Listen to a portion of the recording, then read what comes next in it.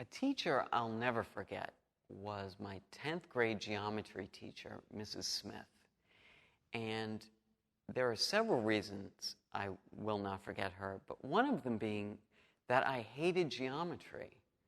And she was so patient with me and kind and clear with me in explaining geometry that I actually ended up loving geometry by the end of the year, but I also wanted to become a teacher like Mrs. Smith because of the way that she was with a student who didn't like her subject.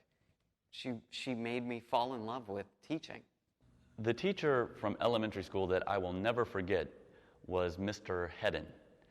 He was about 6.5 feet tall, very skinny, and he had a very loud voice. So he was intimidating.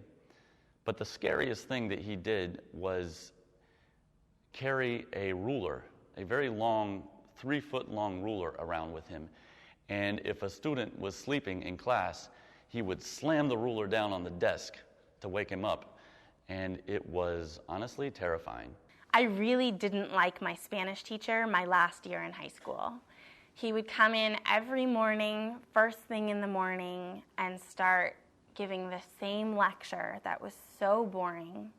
And he made us do activities that weren't fun or interesting at all. He liked to talk about himself a lot instead of asking us to talk. And before I had him, I used to love speaking in Spanish. And I stopped enjoying speaking it because I didn't really get to talk to him or engage with my classmates in Spanish. And it just stopped being fun. Mrs. Pine was my 3rd grade teacher, and she wore more makeup than anybody I've ever met in my life. But she was one of the kindest, warmest, genuinely warm people that I've ever met in my life. Mrs. Pine taught me how to multiply numbers quickly in this fancy little way that I'll never forget. And she taught me what it's like to really be kind to somebody else, which I think was a skill that I've never stopped using since I had her as a teacher.